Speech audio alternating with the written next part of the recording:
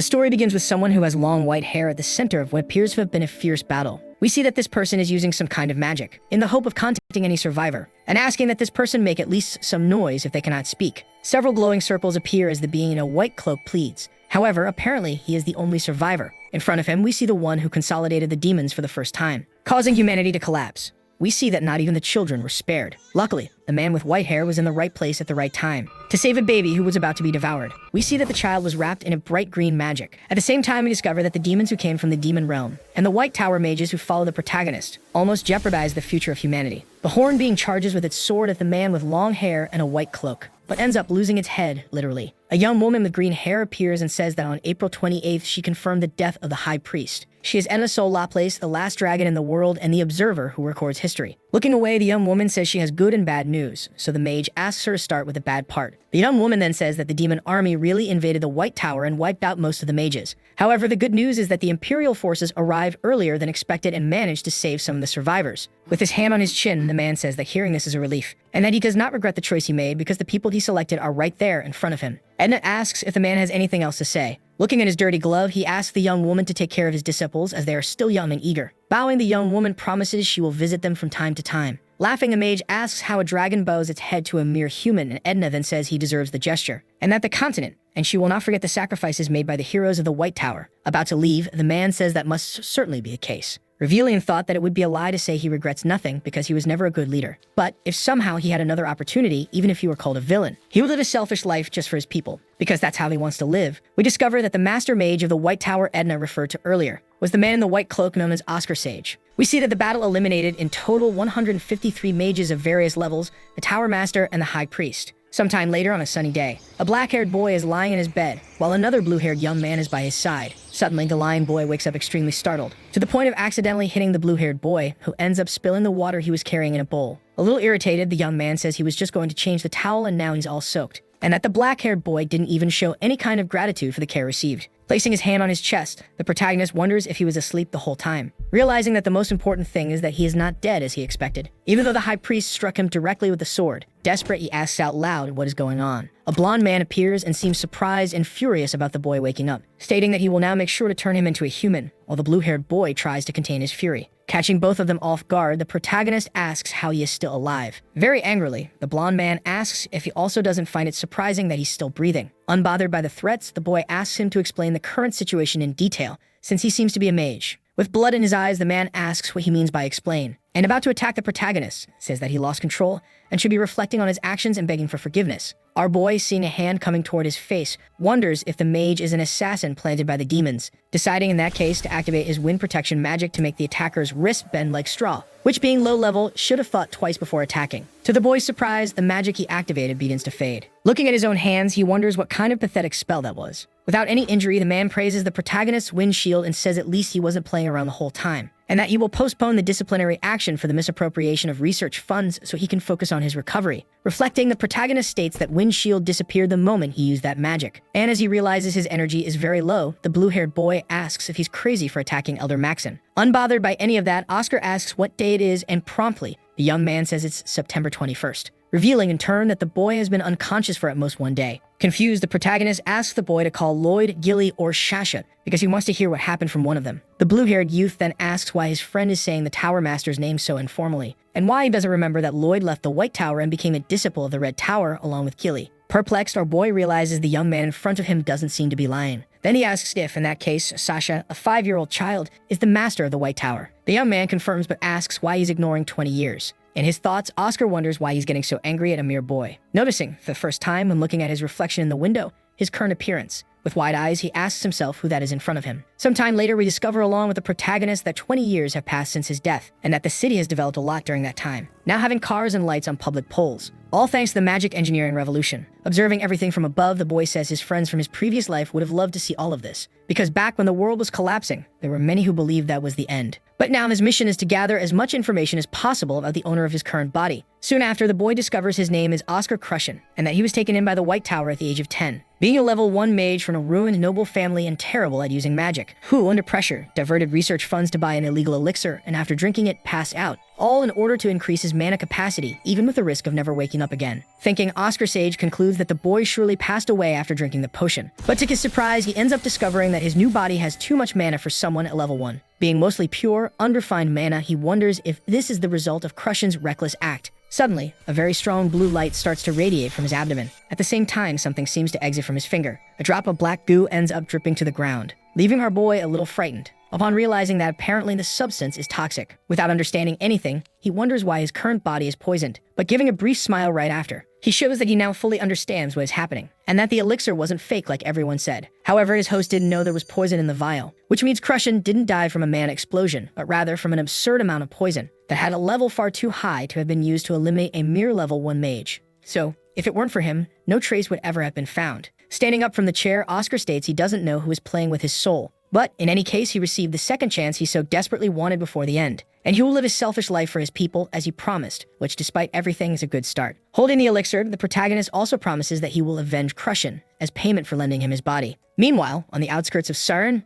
we see someone announcing that there's news from the shop. Annoying, a man in a brown blazer scolds his employee for not addressing him as boss when he approached. After apologizing, the young man informs him that some mage completely destroyed the shop, leaving the man even more furious. The servant then says the mage was asking about the person who sold the elixir and asks if it could have been Oscar Crushen. Calmer, the boss says no, and concerned, the boy asks if it couldn't have been the White Tower deciding to investigate the case. Again, the man says no, because the one who framed Oscar belonged to the White Tower. Someone approaches and asks who would be dumb enough not to remove their identification ring before doing something like that. We see Oscar Sage entering through the door, but the men don't know he isn't Crushen. Thinking to himself, our boy reveals that he tracked the scent left on the vial and was able to discover that many people are involved. The man sitting on the couch asks if it was the boy who destroyed his shop, and he says yes, and that he's very interested in what he and the other young man were talking about, so they can go ahead and continue their conversation. Out of patience, the boss says he had thought about letting him go, but in this case, there's no other choice. He then orders his henchmen to take care of the protagonist, who immediately obeys. With a dark look, Oscar says that if that's the game the man wants to play, he's in. He quickly casts his spell called Wing Cutter on the man, who ends up losing his head, literally. In his thoughts, our boy shows disappointment as he wasn't aiming just for the head. Shocked,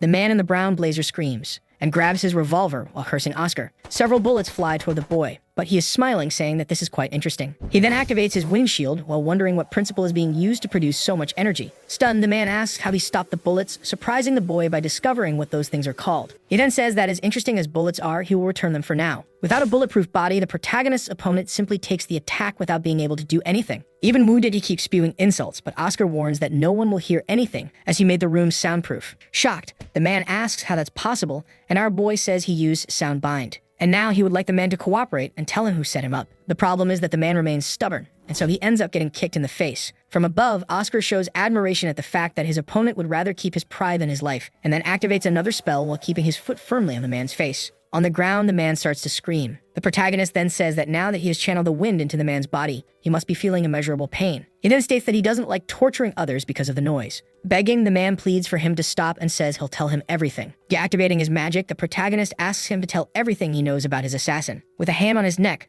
the man in the blazer says he was paid to sell the elixir to the boy at a cheap price, and that the person behind it had their face covered by a hood but wore the White Tower's ring. Thinking, our boy concludes that it was just a trick to mislead the man. Still in despair, the guy says the mysterious person had a refreshing mint scent. Storing all that information in his mind, the protagonist asks how he planned to deal with the consequences after his death. The man then says he didn't think the White Tower would investigate, giving even more valuable information about the removal of the 4 main magic towers, something Oscar had no idea about. The protagonist says he forgot about that after taking the elixir, and the man then says he'll hand over the documents. Standing up, the man in the brown outfit walks over to the dresser and returns with several folders, stating that they contain all the relevant documents. Oscar decides to start with a folder containing information on the White Tower, which says that after his sacrifice, among all the magic towers, the White Tower produced the worst results in the previous year. Worried, our boy wonders how the White Tower has no advanced magic if he asked Edna to take care of it. He then asks the man to tell him the current situation of the 4 main magic towers. We discover that the Yellow Tower of the East, which controls lightning, ushered in the great era of magic engineering, while the Blue Tower of the South contributed to clean water, agriculture, and potion businesses.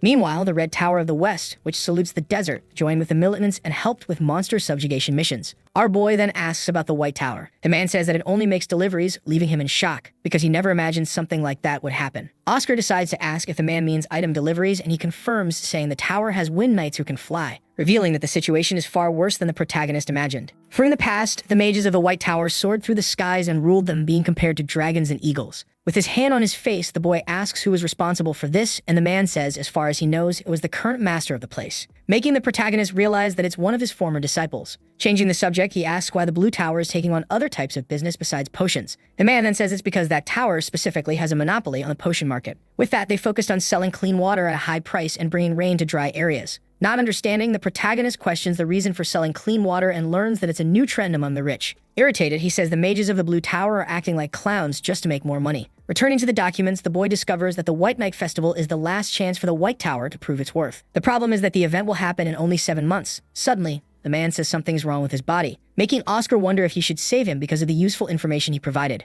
Reading the documents about the Yellow Tower, he uncovers numerous crimes committed there and is left speechless. Standing up, he says the man is practically a piece of filth with legs, showing that he chose not to save him, silently hoping that the man will be a good person in his next life. The next morning at the White Tower, we see Oscar arriving in his quarters, completely exhausted. Sitting in his armchair, he can't believe he's so tired just from using a few basic spells, and he wonders if, in his current state, he'll be able to use that magic, the one that made him the greatest mage in human history, called Wind Archive. Trying to use the spell, the boy notices that it dissipates and concludes that he still can't use it, and that he needs a complete overview of his body's current condition through a magical scan, all while continuing to study information about Oscar Crushen, since his memories are a mess and it's crucial to know everything about his host if he wants to save that body. We discover that the young man who died is the heir of Count Crushen and the sole survivor of a disastrous fire. The boy's power was recognized early on by mages to the point that fights broke out over his recruitment. Thus, during his 6 years he attended magic college, he earned nothing but high grades, and through the publication of a thesis, proved to everyone that he truly was a genius. However, he never rose past level 1 and lived quite unhappily, all due to his mana deficiency syndrome, which prevented him from becoming a great mage. Our protagonist's eyes widen as he discovers his host had a disease, while thinking that now everything makes sense. Suddenly, he notices the scan has finished, choosing to view the results immediately, already expecting the worst. But to his great surprise, the so-called mana deficiency syndrome was not identified, and all the boy's problems occurred because someone had sealed his magic circuit. We discover that the syndrome is a disease in which one cannot circulate or accumulate magic, and that the number of physical circuits a mage has determines their level. However, Crushen's circumstances are different, since his physical circuit wasn't naturally warped, but was deliberately bound by someone. In his thoughts, the protagonist wonders how the boy didn't realize he didn't have the syndrome if he was a genius. He then says it would have been nice if the boy had kept a diary, because according to Frank, the young man was an alcoholic. But now he doesn't know if that was a deliberately created persona, in case Crushen had discovered that his circuit had been blocked on purpose and decided to act like a playboy, and chose the illegal elixir simply because he couldn't trust anyone, needing therefore to undo the chains that bound him on his own. Placing several books on the table, Oscar states that he will be able to untie the knot. Suddenly, something catches his attention, a book about the reinterpretation of basic magic. Determined not to waste time, the protagonist begins flipping through the pages and discovers various notes about spells, including Wind Cutter, Wind Shield, and the Gun spell. Oscar realizes that those concepts are similar to how he himself casts spells, and that in this book are several spells his host created from scratch, which means that even without being able to use magic himself, the boy conducted experiments in his own mind. After more time reading, our boy concludes that his way of interpreting magical theory is similar to Crushen's, and that the young man never gave up on magic or worked harder than everyone else because it was his passion. Moreover, the boy wrote a dedication in the book, hoping that his notes would ride the faintest wind toward the White Tower, revealing that he knew exactly what he was doing when he took the elixir. His only obstacle was having to do everything alone. Thus, the mage Oscar Crushen was a young man who never succeeded due to his cruel fate and walked silently down a lonely path. After reading everything, the protagonist decides to sit on the couch, swearing then that in the name of the 17th master of the magic tower, he will undo the knot the boy was never able to untee, and make all those who cruelly broke Crushen's wings pay for their actions. Suddenly, we see another place. Walking around a greenhouse, Oscar wonders why he's doing that, because the last thing he remembers is falling asleep after exhausting himself trying to undo the knot in the physical circuit. Suddenly, someone calling for master catches his attention. As he approaches, the protagonist sees himself together with 3 children, quickly realizing that this is happening because of the dream curse cast by the Viscount of Nightmares, which makes him return to the past every time he falls asleep, meaning the curse is tied to his soul, not to his physical body, as he previously thought. Watching the scene, the boy wonders if he's lucky, since his dreams about his students weren't corrupted. Giving his lesson, Sage says that although magic may look the same physically, it is categorized into 4 types. Little Lloyd asks if the White Tower pursues the harmonization type, and smiling, the protagonist confirms. Shasha then asks if each magic tower has a preferred magic type, and Oscar confirms. explaining that this is why towers seek the magic types that best suit them. Gilead raises his hand and says he'd like to have acceleration type magic because slow things are boring. The little girl then asks how they find out what type of magic they were born with. Oscar says it's simpler than she thinks and asks the girl to cast the magic he drew in front of her. Using her index finger, Sasha realizes something is happening. Smiling, the protagonist says that this spell isn't very fast nor lethal, but rather balanced, therefore of the harmonic type, which makes the redhead happy as she shares the same magic type as her master. The other two boys say they'd like to take the test too. Quickly, the protagonist says Gilead's magic is of the acceleration type, while Lloyd's is of the special type. The boy asks if it's possible to change that, and Oscar reveals that special types are rare and only 0.2% of mages have them. Still, the little one says he'd prefer to be balanced like him. The mage then wonders what he should do now, since he was planning to give the boy the most one-on-one lessons possible because of his type. Hearing that makes Lloyd start to change his mind, but first he asks if it's true.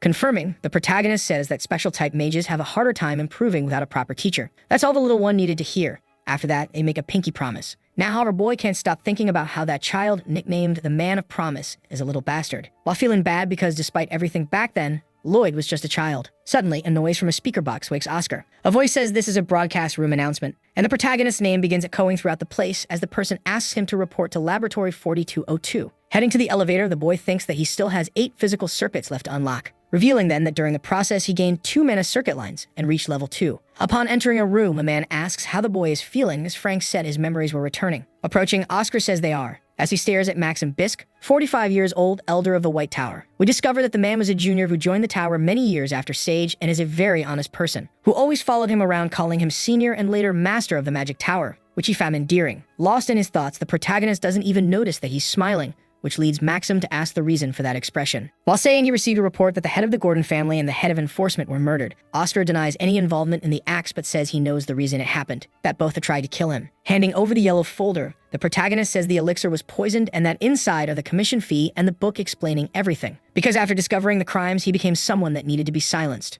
Maxim says that, indeed, the money looks legitimate. Oscar then says that the report book contains the content of a contract killing. The man affirms that, in that case, he will let the incident go and thanks him. The protagonist asks if he can request a favor. He then reveals that he'd like to meet the master of the Magic Tower. The elder says that won't be difficult as mages frequently discuss magic with her. However, he'll only be able to meet her in 6 months. Worried and intrigued with the upcoming festival, our boy asks why. Maxim says the young woman is away on business to handle an important commission, since the High Mage is currently absent. Oscar then asks what level the Tower Master is. Without hesitation, the man reveals she's a level 7 mage. In his thoughts, our boy senses something is off, as Sasha should have at least reached level 8 by now. Returning to the report, the elder says the cross-section of the corpse was clean and asks if the boy has resumed using offensive magic. Lying, Oscar says he trains while he thinks. The man then says in that case he's free to go. The protagonist leaves the room, but someone else seems to be about to enter. It's the Vice Master of the Magic Tower, who says he came to ask Maxim not to be too hard on the boy who just left. The elder says he must reprimand the youth to keep him from getting into trouble. Himmel says he understands but worries about him, because even if it's basic magic, it couldn't have been perfected so quickly, meaning Oscar is secretly studying. Smiling, the man says the boy is really sneaky. Wrapping up the matter, the Vice Master says they need to head to the Elder's meeting, where Elder Fidelina is waiting. Far from there, on the 10th floor, the protagonist decides to visit the place where he used to teach his students,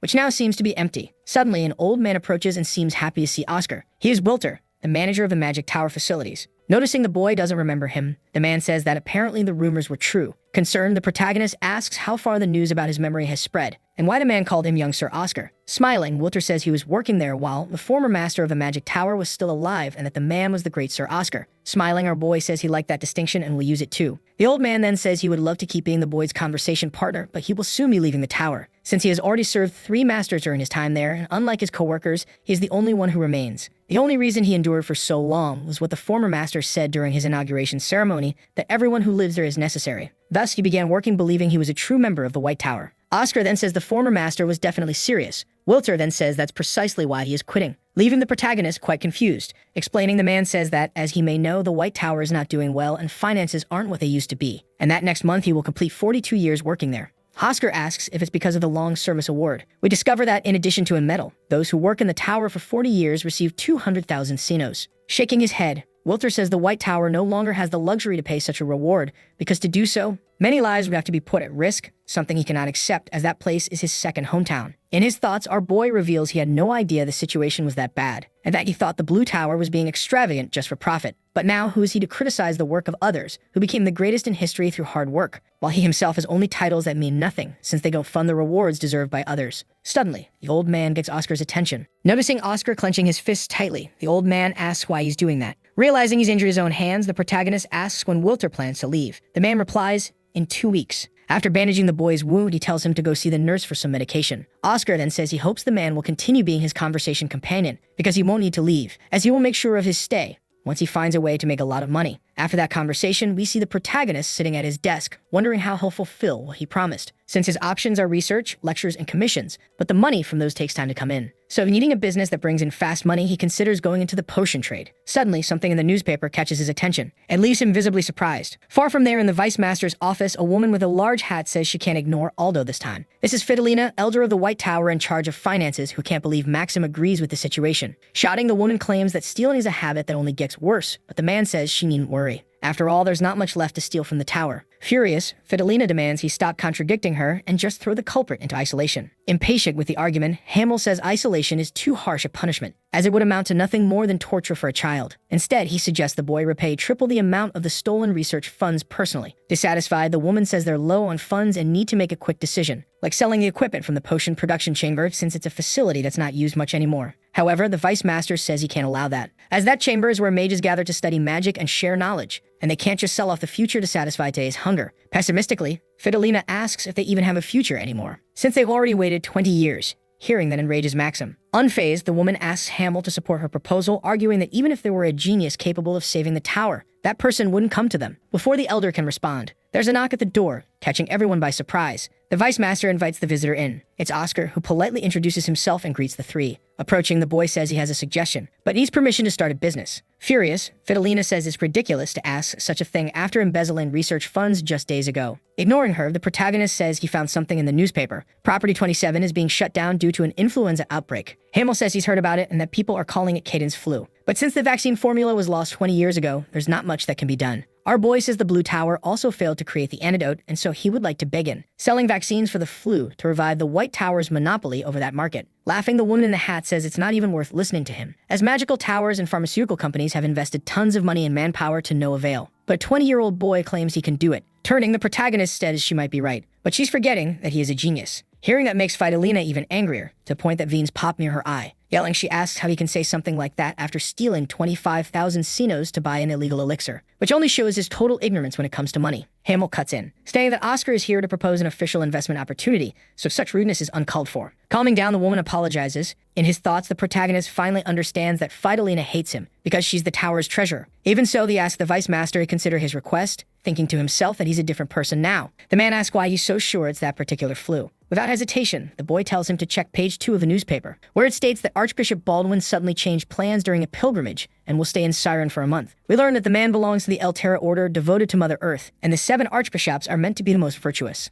But the reality is quite different, since to become a cardinal, the second in power of the order, a lot of campaign funds are required. Thus, it is permitted that they stay up to a month in a city, and for that, they need money coming from nobles and merchants. And since Siren is getting smaller and smaller, it's just a matter of putting 2 and 2 together. Maxim says the boy is right, but he thought the Archbishop's stop was just to ask for prayers and blessings. Our boy says that's why it's strange, after all. Why ask for prayers and blessings for an arid land, especially with the pilgrimage route of the El Terra Order members already chosen? Because he knows that the Archbishop stayed in Nox for a month before coming to Siren, and will also stay in Most for the same amount of time. All to delay the visit to Vince as much as possible, even though it's a city present on the defined route. Since, if an incident occurs during the pilgrimage, it's basically a death sentence for an archbishop who wants to become a cardinal. The blonde man then says that, in that case, the archbishop knew about the flu and is buying time until the situation is resolved. Fidelina states that the boy is indeed good at analysis, as expected from a theory mage. Hamill says he understands what Oscar is saying. However, he can't officially sponsor him, since that would hinder the funding of other spells. But he would like to invest his personal money in the boy's business. Hearing this leaves the woman in the hat shocked, but the Vice Master tells her it's okay. Then he asks Oscar if 30,000 Sinos is enough. In his thoughts, the protagonist reveals it's not even close. After the meeting, we see Oscar in the potion production chamber, determined to proceed with Plan B, which is to make a sample of the vaccine with the money he received to get more from the Archbishop, since it's better to take money from someone who is desperate. Then Oscar states that now it's time to heat things up. Sometime later, we see the boy observing a red liquid inside a flask. Transferring the substance to another place, he says the time has come, and taking off his protective glasses, he shows satisfaction with what he created, stating that, as they say, a true master always keeps his class. The blue-haired boy approaches, carrying several bags and shouting that his back is going to break, but that he got all the necessary medicinal herbs, asking for something to drink right after. The protagonist says he has a fatigue recovery potion and gives it to the young man, who thanks him. After drinking it, he says the potion was tasty and warm and asks if the boy just made it. Looking at the herbs, Oscar says yes, and the boy then says he picked the best ingredients. Smiling, our boy says his friend should become a merchant because of his good eye. The young man then says that's his plan for when the tower breaks, but ends up getting a flick on the head from Oscar, who says he couldn't help it. With a hand on his head, the young man asks what he needs to do now, since Fidelina ordered him to help the protagonist. Our boy then states that they can start by moving the ingredients,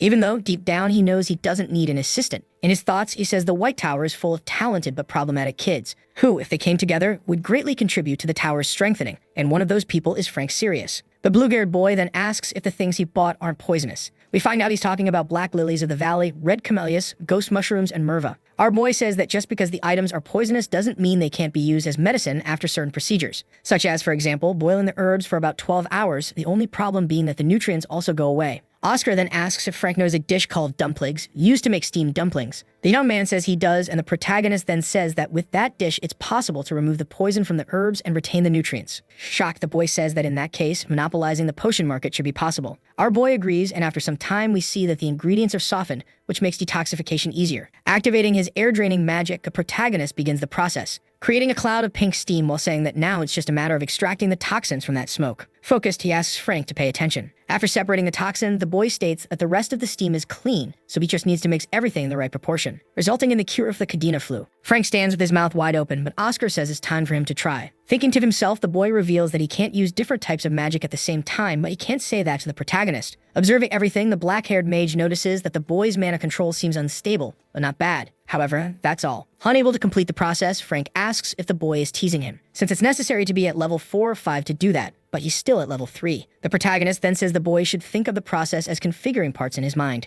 where on the left side he'll use Magic A and on the right side Magic B. Asking Frank to try again, our boy says he has nothing to lose. Finally, the process seems to start working, leaving the boy impressed because now he has learned how to perform a dual cast, which wasn't even that hard. Confused, Frank asks why no one ever taught him that technique, and Oscar says it's because those at the top are greedy, revealing his thoughts that it's tradition not to teach a technique that took a lot of effort to newcomers for free. However, on the battlefield, that becomes an obstacle, since surviving depends on sharing techniques, which means that now the White Tower needs interactive teaching and knowledge exchange. Smiling, Oscar says the boy is very talented, as he didn't expect him to get it on the first try. Frank says it's because he'd explained it so well, but that there are still many ingredients missing, and he needs to start preparing them. Hearing this makes the protagonist proud of his work. A few hours later, we see 514 bottles ready and the blue-haired boy on the floor, completely exhausted. Suddenly, Maxim enters the room, warning that they have a problem, because the Blue Tower confirmed a visit to Surin an hour ago, intending to meet with Archbishop Baldwin, which means they're late. Thinking, the protagonist says that apparently the Archbishop had a plan. Worried, the elder says that if the pharmaceutical company gets the contract, their medicine will become useless. But, consoling Frank, he says there are times in life when you just get unlucky. Oscar then says it's not over yet because, if he remembers correctly, the Cadena flu is classified as a rank B disaster. Therefore, there's something they can try. Meanwhile, in a hotel in the city of Surin, we see someone telling the Archbishop that the guests have arrived. Sipping tea, Baldwin says they may come in. More remain. Level 5 mage from the Blue Tower and Neil Bryan, general director of the pharmaceutical company Newtech, appear. Pointing to the sofa, the Archbishop tells them to sit down, then asks how the production of the flu medicine is going. Smiling, Maine says everything is going well. The man then asks for the estimated delivery date, learning that only the clinical trial phase is left. Neil then says that if they get good results, they'll receive approval from the Imperial Food and Drug Administration. However, the other mage says that, as the Archbishop must know, trials don't end in a day or two, but they promise to finish in 6 months, which shocks Baldwin. Angrily, the man states that he needs to go to Vince in 4 months. Suddenly, someone says another mage is requesting to enter. The Archbishop orders them to let him in while asking Maine why he didn't say more people were coming. But the boy says no one else is accompanying them. We see Boots entering the room, and we discover the person is Oscar, who, after giving a greeting, states that he is there to make an offer. Surprised, the Archbishop asks what brings a mage from the White Tower there. Our boy then says he would like to speak about selling the cure for the Cadena flu. Upon hearing that the other two are there for the same reason, the boy asks if he arrived too late. Baldwin says no, since the Blue Tower's group is still not ready. Oscar then says that, in that case, the White Tower is. Annoyed, Maine says the boy is lying because his tower has neither money nor technology. The Archbishop asks for the protagonist's last name, which he promptly gives, and then asks if he is telling the truth. Placing a small box on the table, the boy says he wouldn't dare lie to an Archbishop of the Order of Eltera. That's why he brought a sample. Smiling, the man asks how many doses and by when the White Tower could produce more. then scolds the Blue Tower mage who had started yelling at him. Nervously, Mage says that in that case, it's all right. And he asks the protagonist if he obtained approval from the Empire's FDA. Our boy says no. Smiling, the young man says that, as he expected, the situation of the White Tower is no different from his own tower, and that the vaccines will be produced as soon as authorization is granted. In the end, he asks the Archbishop to carefully consider which tower he will close the deal with. Without any fear, Oscar says it's interesting to hear the young man speak as if the Blue Tower had a grand legacy, especially in front of a mage from the White Tower. Hearing this ends up irritating Moira, who orders the boy to take back what he said. Ignoring it, the protagonist asks which tower was established first according to history, and that the 5-year difference is a gap that the masters of the Blue Tower won't be able to fill even in 10,000 years, since it was the White Tower that held the monopoly over the potion market just 20 years ago. The boy from the other tower then says that no one cares about the past. Our boy then asks if that's really the case, or if that's just his way of thinking, while Mane and Neil wonder what kind of aura that is. Ending the conversation, the protagonist says that in that case, he'll have to make the mage remember. Suddenly, someone enters the room, stating that there's an urgent call from the Lord of the City of Vince. Baldwin answers, and the man on the other end thanks him for his immeasurable kindness, for sending the cure for the Cadena flu to his land, because the elder from the White Tower informed him that the Archbishop had prepared it with them in secret, and that those who took the vaccine were cured in just a few hours, so they wanted to thank him. Pretending that he actually did something, the man asks if there were any side effects, but the Lord says no, and that he would like to know when the second batch will be available, since the elder from the White Tower said it depended on the Archbishop. Smiling, Baldwin says he will send the second batch as soon as it's ready, which shouldn't take long. With the call ended, the man asks if that was Oscar's doing and confirms. Furious, Mane says that this goes against FDA laws and that the boy must be punished. The protagonist asks if he even knows anything about wartime law, but the young man orders him not to change the subject. In his thoughts, the protagonist concludes that the last 20 years must have been very peaceful, since no one remembers anymore. Very patiently, he explains that the deadliest weapon during the war against the demons was a pandemic, because even with mages producing medicine quickly, it took too long for the FDA to approve them. That's why the king passed a law stating that treatments for the wounded during wartime were considered special treatments, not being affected by imperial laws, to which Mane rebuts that they are not at war at the moment. The protagonist then says there are 3 cases in which a situation is considered war. 1, when it's between nations; another, in the case of a revolution; and the last, when a disaster of Class B or higher occurs. Since the Cadena flu falls into the last category, there's no need to follow FDA laws. Neil interrupts and tells the Archbishop that if the White Tower can do it, then the Blue Tower can too, so they'll send their treatment to Vince. However, Baldwin states that the race ended the moment the White Tower's treatment arrived in the city, and since the local lord believes he was involved, he can't just say it wasn't true. Insisting, Moira says that in that case, he will lower the price of the vaccines. Furious, the Archbishop asks how he dares try to buy his image with money, and that he doesn't want to hear another word, so the two of them can leave his office. Mane gets up, fists clenched, and passing by Oscar, says he'll make the boy pay for this, while the protagonist wonders if he has a villain's phrasebook. Smiling, our boy simply says he's already registered the patent for the treatment and the vaccine at the palace. So if he wants to sell the Blue Tower's version, he'll have to pay royalties to the White Tower or throw it all away, making the mage even more furious, who storms out of the room red with rage. Being polite, Neil properly bids farewell to the Archbishop and greets the protagonist as he passes him. But it's in that moment that Oscar notices the man has a unique scent, very refreshing, reminiscent of mint, which means that the one responsible for Crushen's death just walked out of the room. Even in silence, we can see that the discovery shocked the protagonist. However, Baldwin lets out a laugh and tells him to sit so they can proceed with the negotiations. Getting straight to the point, the man asks the boy what the price will be, since the Blue Tower was asking for 2 million sinos. Smiling, our boy says that if they wanted 2, the White Tower will want just 5 million. The Archbishop lets out a laugh to hide that he found it expensive, while asking if the boy is serious. A few hours later at the White Tower, Figolina is shocked to see a check full of zeros right in front of her. We discover that Oscar secured 10 million sinos. Hugging the boy, the woman says she knew he could do it, just like Maxim, who says he believed in him from the start. Surprised, Hamel asks how that happened, because the Archbishop wouldn't give that much money. Our boy then says there were additional charges. In this case, advertising fees. We find out that the boy charged to make an official announcement from the White Tower saying that the Archbishop received a revelation about the flu outbreak, which sped up the preparation of the antidotes. The man liked the idea and decided to pay 1 million sinos for a contract in exchange for vaccine delivery by next week. Holding the check, the elder says it's amazing and that the boy paid back 400 times what he had embezzled. Thus, disciplinary actions come to an end and a thrilled Fidolina agrees. Oscar then says he now needs to gather level 4 mages or higher as quickly as possible. Hamel says he'll take care of it, then asks the woman in the hat to put an announcement inside the magic tower to inform that the potion lab is looking for level 4 or higher mages and that participants will be paid.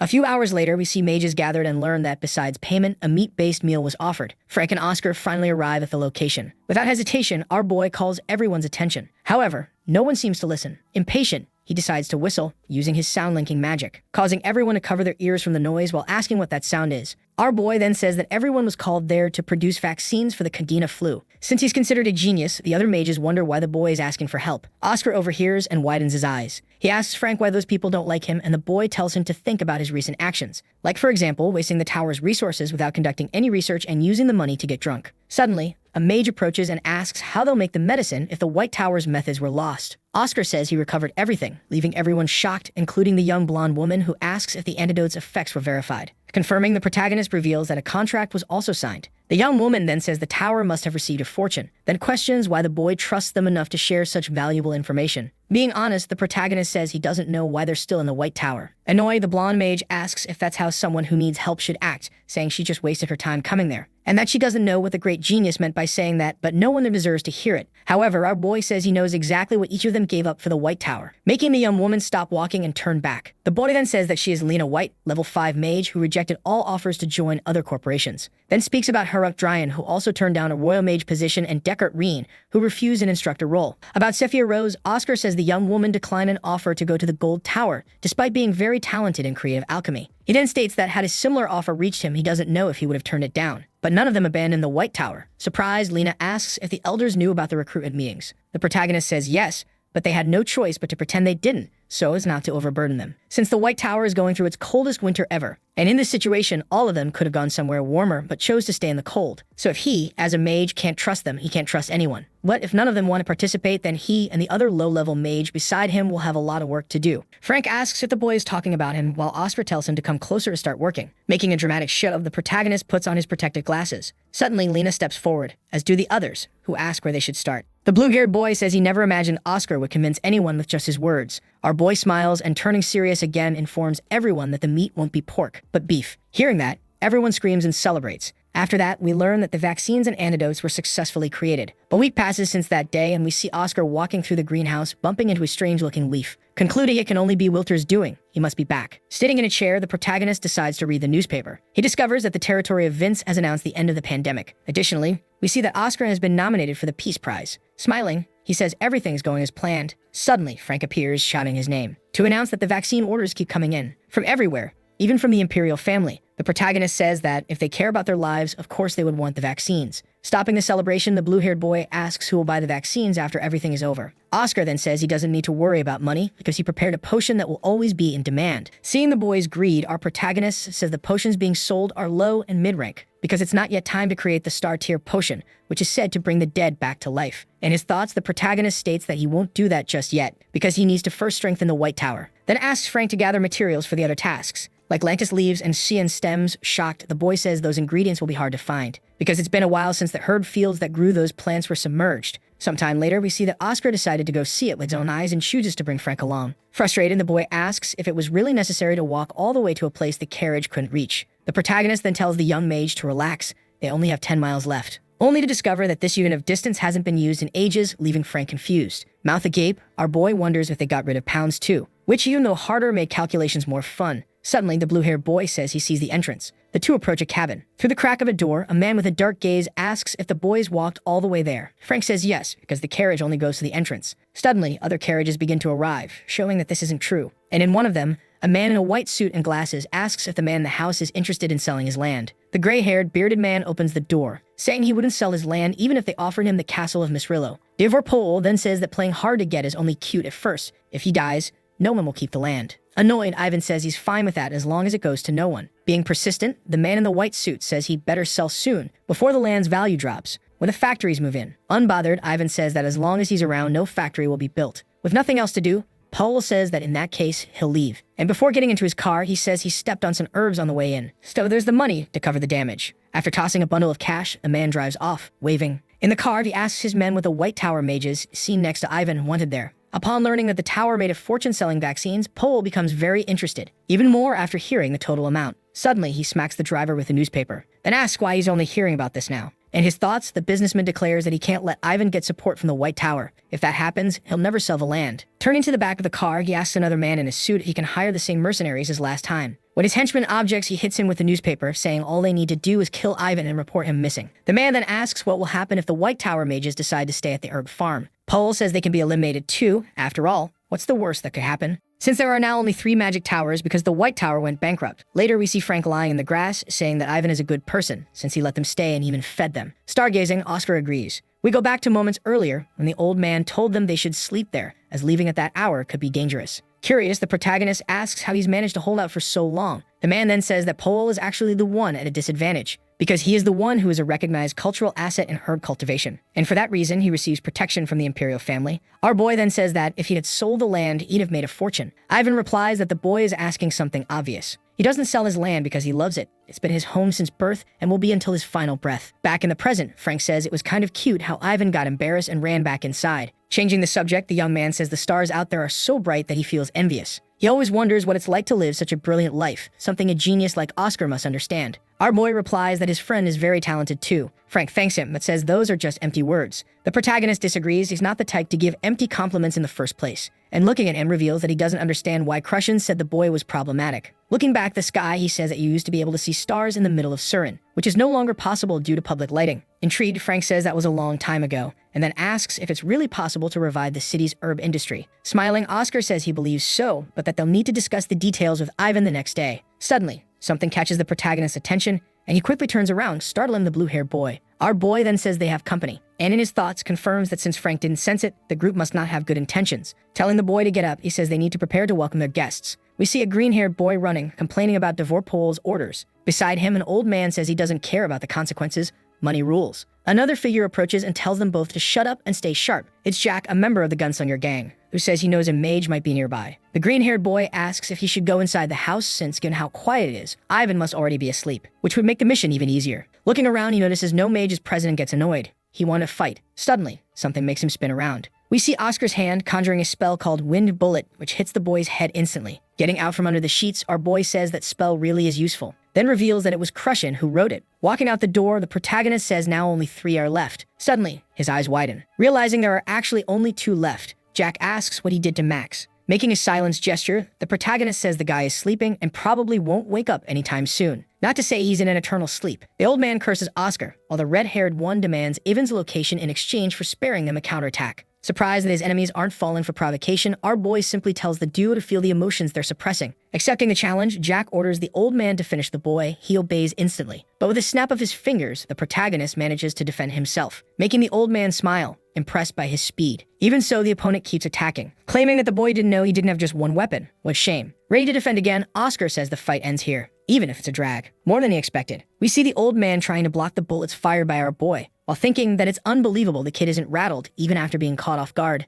and worse, still dares to shoot with finesse. Mocking, the protagonist says the man's weapon isn't unique or even that new. Suddenly, a strike cuts him off and forces him to retreat, while his opponent asks who he thinks he's mocking. Out of nowhere, the old man is shot, has several other bullets fly toward Oscar's shield, which begins to crack, leaving him worried. We see that Jack is responsible. He says it's really a shame. If the boy had let his guard down just a bit more, he definitely would have been hit, revealing afterward that the old man was just a subordinate who could be easily replaced. In his thoughts, the protagonist remarks that's exactly why criminals are terrifying, then wonders what kind of weapon that is. Loading more bullets, the red-haired man says all Oscar needs to know is that the gun was very expensive. Oscar then asks if acceleration, enhancement, and penetration spells are imbued in the revolver. With a dark glare, Jack asks how he knew. Our boy then says he figured it out after failing to block the bullets. Smiling, the man says he's arrogant, but still talented. He then asks if Oscar wouldn't like to work with him, since the pay is good. Our boy declines, saying the back of his head would start itching. Agreeing, Jack says that in that case, there's no reason to keep talking. Crouched behind the fences, the protagonist wonders what kind of state this guy and the previous Tower Master are in, because he needs to find a way to escape, even with his mana at half. The only opening he has is the reload delay on Jack's weapon, which takes 1.4 seconds. Seeing the man hunting him, he says all he needs to do is make Jack waste his last bullet before the next reload. He then decides to use his acceleration magic and dashes forward.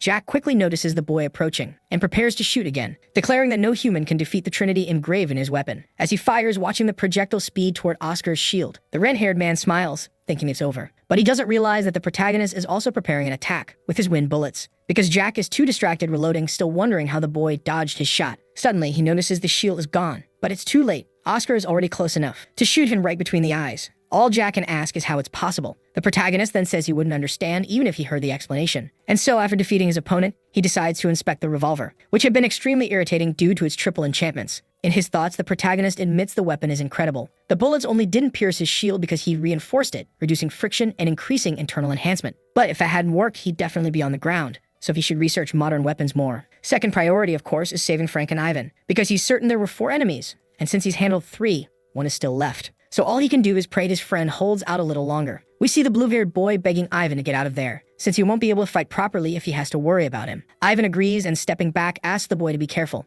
In front of Frank, another man says he tells pretty little white lies. The boy then asks why his opponent didn't go after Ivan. Smiling, the yellow-eyed man asks what kind of person would stay behind just to survive alone. He then states that the old man is indeed his target, but he's always been curious about what's so special about a mage. So he wants to take Frank out first. He charges, but the blue-haired boy manages to dodge. Closing in again, the enemy says that was too easy, then asks the boy to do something bolder, and show him why everyone fears the mages from the 4 great towers. As he successfully lands a stab, the man realizes something is wrong, because it doesn't feel like striking a human. We see that Frank managed to catch his opponent's weapon with one hand and counter with the other. The man collapses to the ground, strawberry juice spilling from his mouth. Apologizing, the blue-haired boy says he has a bit of a unique condition, while showing clear surprise at what he just did, and nearly stepping on the man when he moves forward. Oscar, who watched everything from hiding, realizes that Frank is a special kind of mage, because he has the magic to transform part of his body into wind, which makes him immune to physical attacks. Amazed, he thinks to himself that he's only ever seen that rare magic in old books, in records that spoke about the 7th master of the magic tower, who was a special mage and possessed the same kind of power. Frank is startled when he sees the protagonist approaching. Oscar says he did a good job, then asks where he left Ivan. Panicking as he remembers the man, Frank starts yelling his name. Still in thought, Oscar reflects that if he trains Frank, the boy will develop a powerful skill that could rival dozens of great mages. As dawn breaks, we return to the old man's cabin, where Ivan, hugging the blue-haired boy, says that if it weren't for him,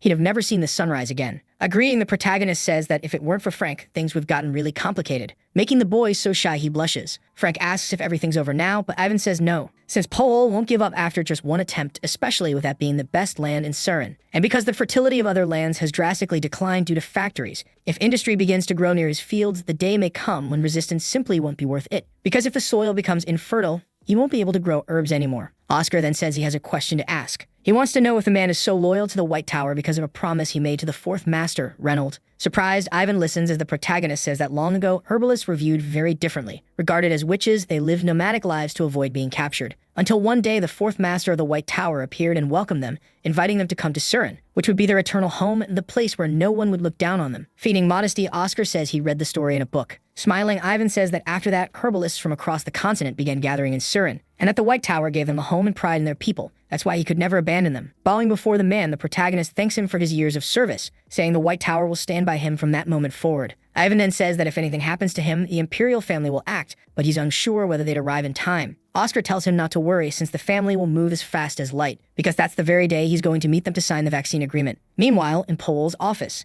we hear someone screaming from inside a room. While a group of individuals in dark uniforms tells someone not to move, we see that in front of Pol stands Senior Superintendent Walker from the Imperial Ministry of Internal Affairs. The man in the white suit is on the floor, panicked. Walker then informs him that he's under arrest for attempted murder, blackmail, and a long list of other crimes. Pol starts shouting, claiming he's innocent and that this is all a mistake, but Walker says they're the ones who'll be the judges. Sweet and cold, Pol realizes this isn't something he can handle alone. He needs to contact someone in particular. Trying to buy time, he asks for permission to smoke a cigar. Denied, Walker orders the guards to handcuff him and drag him out. Desperate, Pol yells that this is a mistake and asks Walker if he knows who's behind him. The superintendent replies that he doesn't, but if so, that person had better be stronger than the Emperor himself. Pol stops resisting and accepts being taken away. While the superintendent smokes his cigar, after all, criminals have good taste. Another guard approaches and asks who is responsible for pulling off an arrest like that in just one day. Walker says the order came from the top because the Emperor loves the White Tower, but this, he adds, is an adult matter. Looking out the window, the head of the army questions why his superior still has so much affection for the tower, given that the place lacks the capacity or the right to receive that kind of special treatment. Without taking his eyes off the window, he asks how old Dahlin is. Approaching, the young man answers that he's 23, which means that 20 years ago he was 3, while Walker was 12, just old enough to witness the moment when humanity gained true freedom after the victory in the war against the demons,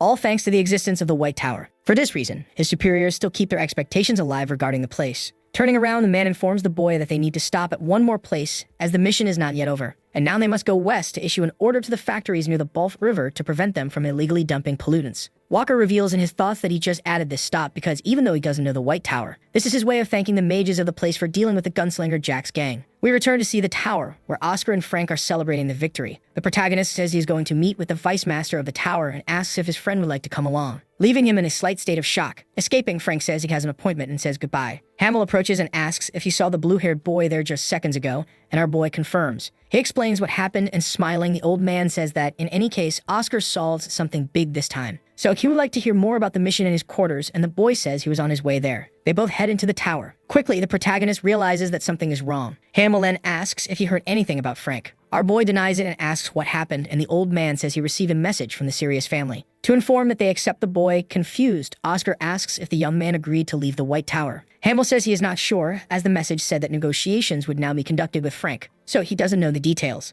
Next, we see the blue-haired young man in his room when someone knocks at the door. Upon hearing that they can come in, Oscar appears and asks who Grank is, the youngest son of the largest company in the Frank-Sirius commercial empire, and what the young man is planning to do. Apologizing, Frank says he needs to return to his position in the company, then to marry someone he doesn't know but who will help his family. The protagonist asks if the boy is okay with that, and he says yes. After all, the girl is pretty, kind, and from a noble family. Our boy then says he's not talking about the marriage, but rather about him giving up on magic. Packing his suitcase, Frank says he can't do anything. After all, even if he thought he was very special, he went to the weakest tower with very high ambitions. But he can't even support himself, so he understands his family's perspective in wanting him back in the company. Oscar calls the boy's attention, and he asks if it's because he said the White Tower was weak. However, our boy simply says that he is talented. The young man thanks him, but the protagonist insists that he's serious and asks if he'd like to try something. To be ahead of the serpent. Suddenly, Frank's brother appears at the door, leaving him shocked. The man says he has 5 minutes, and that he'll be waiting downstairs, so he can finish saying goodbye. Out of nowhere, our boy asks how much he wants to let the blue-haired boy stay. Turning around, the man asks who he thinks he is to ask that, and Oscar introduces himself. As the one responsible for creating the medicine, Frank's brother also introduces himself as Grank Sirius, the eldest son of the family. Without hesitation, our boy says he has a deal to propose, but the man says it's too reckless, because a child cannot make a deal with the Sirius family. Standing tall, Oscar says he will make Frank one of the best mages of the White Tower within 2 years, which will be very good for the family. Without showing much reaction, Grank asks what the penalty will be in case of failure. The protagonist then says he will hand over the next 50 years of the vaccine and the flu medicine to his family, also ensuring that the vice master of the tower will be their notary. The white-haired man then asks why he's doing all this for Frank, and if it's just out of friendship. Our boy then says that, obviously, it's because the young man is worthy. So he needs the boy to restore the reputation of the White Tower to what it was at its peak in no more than 5 years. Grank says that even though the boy is young, he doesn't seem so naive as a businessman, but that he will add a condition, even though he finds the offer good, since he values trust more than money and doesn't do business before someone proves their worth. So he would like to propose a duel between the boy and a level 5 knight, who is his guard, where he cannot use the sword IQ ability. Oscar realizes that Grank is not willing to give up on Frank. Leaving the room, the man says he will see him at noon tomorrow. Panicking, the blue-haired youth asks what they should do now and if there's still time to cancel. After all, his brother is only doing this because he wants to see Oscar get beaten out of anger. To his surprise, the protagonist states that he thinks it's possible to win the duel, then asks the youth if he believes a level 4 mage could win. After all, it's possible to make a mage who is already established go from level 3 to level 4 in 24 hours. Since Grank didn't say he had to win alone, just prove his abilities. Therefore, he will turn Frank into a level 4 mage to secure his stay at the tower. We are taken to the training room on the 40th floor, where the blue-haired youth feels uncertain about the plan. Confident, Oscar simply asks the young man to maintain his natural body posture and with his eyes closed, circulate mana throughout his body. Suddenly, Frank's hand begins to glow. Approaching, the protagonist points to strategic points, showing where the areas of mana loss occur when the youth performs the circulation process. Doubting, Frank asks if it's really possible to level up just by fixing this issue. Oscar says yes, and that it's something only 0.1% of archmages care about, so his friend should practice every morning. Then, Oscar overwhelms Frank with so many explanations. Even so, the young man says he understood. The protagonist then asks him to show the magic he used during the fight in the herb field. Apologizing, the mage says he can't, and not because of trust, but because he feels afraid. Hearing this leaves our boy intrigued. Frank reveals that he once merely died using that type of magic, because as he grew up, he was increasingly pressured by his family and began searching for something no one else could do. That's how he discovered he could transform his entire body into wind, which would make him very powerful. However, after having a reckless thought and thinking he was ready, he ended up losing control and failed completely, which made his mana completely uncontrollable. His luck was that the Tower Master was passing by and prevented him from ceasing to exist. However, the sensation of his soul being shattered into hundreds of pieces still haunts him to this day, and he only used it during the fight because in dangerous situations the ability activates automatically, which makes him feel pathetic. Oscar then says there's nothing pathetic about it, since many mages face similar problems, but the simplest solution is for him to learn to control his mana in a way that doesn't demand so much from his level. Frank asks what the boy keeps drawing on the floor and if he's thinking about making a pact with a demon. Denying it, Oscar says that actually he is summoning a wind spirit to transplant it into the youth's body. After some time, we see that Frank agreed and is now shouting and call the wind spirit. However, nothing happens. The protagonist, as the use affinity with spirits is really very poor. The mage then says he felt a breeze, but Oscar claims it was just his side. But he tells the boy not to be disappointed since few humans have spiritual affinity. Desperate, Frank asks what he'll do now if he can't even summon a spirit. The protagonist then says there's another way. Through a spirit summoning ceremony he learned when visiting the elf kingdom in his past life. He asks the youth to move aside because he is going to try. Positioning himself at the center of the circle, the protagonist states that the spirit king will remember him. We discover that a long time ago the ritual wasn't done in a training room, but in front of the largest tree in the world. When calling the spirit, a windstorm begins to form, forcing Frank to shield his face with his arms. Suddenly, the wind spirit appears and says that this is the first time in 27 years that Oscar has summoned him. Getting straight to the point, our boy says he'd like to make a contract and asks if the entity needs anything. However, the man says there's no need for such formality, then asks if the boy will form a bond of friendship with the highest level spirit, Celestin. The protagonist denies it and says he should have explained this situation earlier, because it's not he who needs a spirit,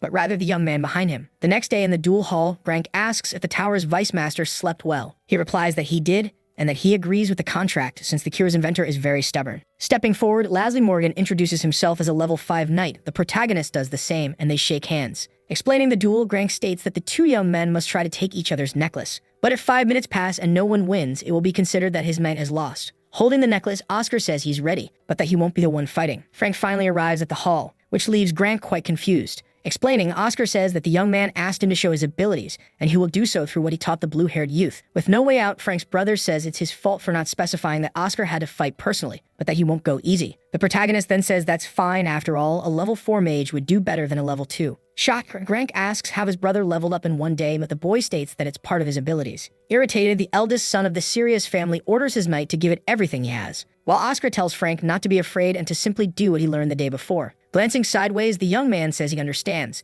and that he will return victorious. Seeing the boy approaching, the knight says it's been a while since they last met. Without hesitation, Grank initiates the duel. We see that the blue-haired young man decided to make the first move, facing Leslie, who holds his sword firmly. In his thoughts, Frank wonders how the man has so much power even without using Sword Kai ability. But now he can't give up, even if he's scared out of his mind. Oscar gets nervous seeing his student's initial reaction, and recalls when he stated he would need the boy and make the White Tower famous again, as well as when the young man saved Ivan. We see that Frank decides to cast his Windblade spell, stating in his mind that for the first time someone told him they needed him, so he must meet the expectations placed on him. While defending against the attack, Leslie thinks to himself that the boy has improved, wondering if that's what it feels like to face the sword control technique once used by the Eastern nation, concluding soon after that it's time to stop just observing. Seeing the knight charging at him, Frank wonders how he will block that blow, choosing to raise a hand made of wind. Surprised, Grank asks if Oscar used any forbidden method to make the boy grow like that, but the boy says he used a very safe and solid method. We return to the battle, where Leslie states that Frank doesn't suit the battle mage style. So soon the moment will come when getting hurt will be a relief, as it will allow him to stay in the organization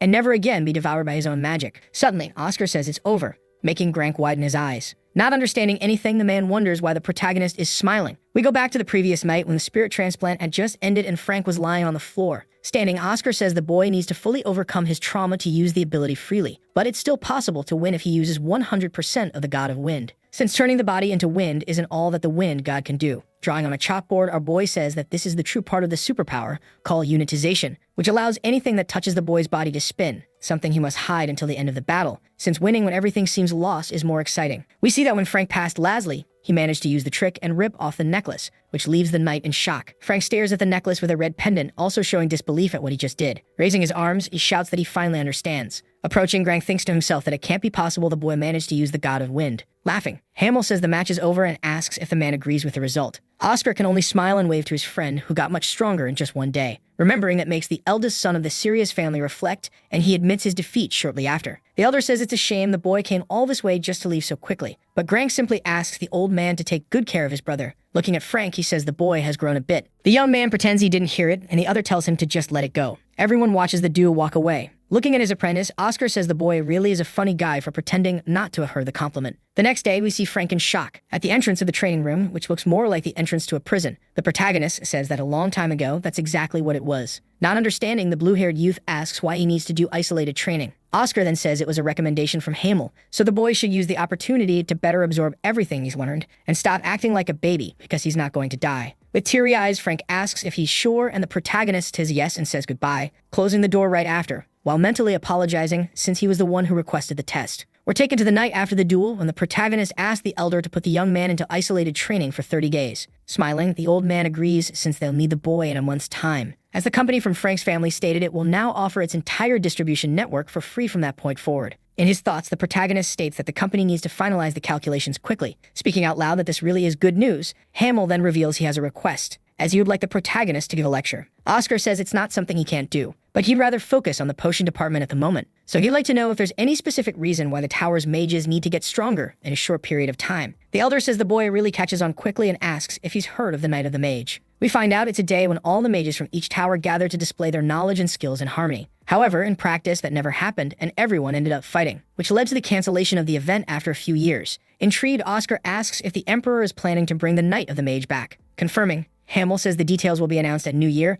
and he's concerned about the Black Tower, which wants to become one of the 4 main magical towers, thus putting the White Tower at risk. Nervous, the protagonist says he'll give the lecture with a strange expression. After the conversation, we see the boy on campus, 36th floor of the Magic Tower, thinking about what he heard regarding the Black Tower, and that the low-level spirit ceremony really was a stroke of genius. We return to the past at the moment when Oscar was speaking with the spirit, who was furious with the request. It was then that he revealed through magic that he was Oscar Sage. The Great Spirit narrows his eyes, then widens them when a female entity appears and asks who the boy is to make the Spirit King give an order. Bowing, the spirit says the entity permitted it, but that it will not be a contract. It will be a simple transplant. Also, she sent a message for Oscar not to forget his promise. In his thoughts, the protagonist says he will keep his word since he was able to save many from the White Tower thanks to her. So go make sure to repay the favor with interest. But before that, he needs to take care of his family a little more. We see a red-haired boy, happy to see a familiar face, then asking if that is a lecture for level 3 students. A young woman then says maybe they'll teach basic lessons. Another girl appears, claiming that it might be true that the White Tower has more money now, and that this was the place where the Imperial Observation Seminar took place, so the speaker must be someone special. A voice then asks the girl not to make him laugh. It's Damien Proud, who clearly isn't very excited about the lecture. The pink-haired girl then says he's being too negative. The young man replies that if it were an important lecture, it would have prepared a high-level class, just like the other towers. So if it were that important, the level 2 noble genius would be there too. Suddenly, a voice interrupts the conversation. Then the students are left speechless. Entering the room, Oscar says it's a pleasure to meet everyone and that, from that moment on, he will be the teacher of magical reinterpretation. The students are left with their mouths open, while the protagonist says he knows many of them are disappointed that he's the speaker. We realize our boy hit the mark as we see the students' thoughts, furious and indignant. Oscar then says that they are no longer academy students under the control of teachers, but there is a condition. That is, everyone there must prove their ability by demonstrating that they don't need to learn within 10 minutes after stating their reason for not wanting to attend his classes. Thus, a very simple condition. A boy wonders if the young man is crazy for wanting to stop them from leaving without taking the test first, while the other students show signs of being furious. Damien concludes that basically Oscar is trying to convince them to take the course based on the fact that they are not capable. Meanwhile, the protagonist thinks to himself that he left a few gaps in the spell on purpose, but that doesn't mean it will be easy. After some time, we see that no one approached. Suddenly, the blonde boy yells from the back of the room that he succeeded, which surprises our boy since the young man had been listed among beginner-level mages. Even so, he stands and congratulates Damien. Other students begin to protest, but the protagonist says the test is over and that the only one who passed was the blonde boy. Smiling, the boy says that in that case, he doesn't need to take the class, and Oscar confirms it. However, we see that Damien has grown curious about what will be taught in the upcoming lessons. Sitting back down, the protagonist says he will give the young man a prize for being the only one to pass, then asks what spell he likes the most. Without hesitation, Damien says it's Wind Cutter. Oscar then asks him to demonstrate it. After doing what was asked, the blonde boy asks if that's enough. Smiling, our boy says it's cool, but he will now teach him the real Wind Cutter. Because by his standards, that execution is, at best, a very poor version. There are 2 main problems. Damien is surprised when one of his blades is stopped with just one hand. Oscar then says that first, that spell isn't made of wind, and he wants to know what the boy thinks wind is. Embarrassed, the mage says it's moving air. Saying he's wrong, the protagonist explains that air is only wind if it's moving and flowing continuously. So what Damien did wasn't Wind Cutter, because air that doesn't flow quickly loses its shape, just like the White Tower's magic, which causes the cutter to be destroyed forever. Addressing the second problem, Oscar says it would be more useful if the boy reduced the amount of mana he uses to cast the spell, revealing that one can learn a lot about a person just by the way they use magic, including their past. For example, if Damien is from the Proud family, he must have seen their magic while growing up and started copying it even without having the required level, which led him to use more mana than necessary to cast Wind Cutter, a habit that stuck with him until now. Now that he has the chance to fix those issues, it's a shame he doesn't want to take the classes. The young man, in turn, seems to have changed his mind as he turns back toward his seat. 3 weeks later, we see someone talking about certain rumors, saying that Oscar is a complete star instructor, being helpful even for level 4 and 5 mages despite starting out teaching lower level ones. A boy asks if he should go to the classes too, while another says he was just waiting for him to ask that, because they need to line up in advance to get in. After the conversation, several mages get up, and in the classroom we see that the session is packed. including Maxim, who is sitting in a chair at the back. Oscar arrives and greets everyone, revealing that the spell for today's class is very important, so it's good to see a full room, because he will teach the spell that mages believe is the most important. In this case, the wind spell. Hearing this kills the students' excitement, as that spell is the most basic of all, something even non-White Tower members can learn. Maxim raises his hand and asks if Oscar is serious about teaching that even after gathering so many people. Boldly, the protagonist asks the elder to demonstrate the spell. Quickly, the man obeys and summons a gust of wind that messes up everyone's hair. After thanking him, our boy calls for Amy, then asks the girl to do the same spell. Even without understanding why she was chosen, the girl casts the spell, which reaches the boys' faces gently and warmly. Oscar then asks if anyone there knows the difference between the two spells, prompting several students to give their guesses. However, the one who gets it right is Veronica, who had been quietly sitting at the back and spoke very softly. The protagonist confirms that, as the girl said, the difference in the spells lies in the mana temperament. Even though the process of forming and casting the magic was the same, one was warm and the other was gentle, which means it wasn't the same wind. Picking up a piece of chalk, the protagonist asks who there understands what mana temperament is. He states that to understand the concept, it's necessary to learn about the roots of the White Tower. In other words, the balance that also represents the Blue Tower. Unlike the Red and Golden Towers, which are strong and fast and therefore not harmonious. However, there are conditions that differentiate the White Tower from the Blue Tower. Such as, for example, the conditions required for water to boil, which is quite simple. But even simpler is producing warm wind, which more easily blends with the environment and transforms like a chameleon. Suddenly, all the students begin to feel cold. Oscar then says that wind is freer than any element, capable of creating a force as strong as the flames of the Red Tower, as fast as the lightning of the Golden Tower, or possessing a form as free as the water of the Blue Tower. Thus, only wind can be harmonious with anything in the world, which means that mages of the White Tower must always pay attention to the nature of their wind. After finishing the explanation, Oscar states the core focus of the lesson, the kind of entity everyone there believes wind to be. Suddenly, something catches our boy's attention. We can see that something is wrong with Maxim. Desperately, Oscar tells everyone not to touch the elder.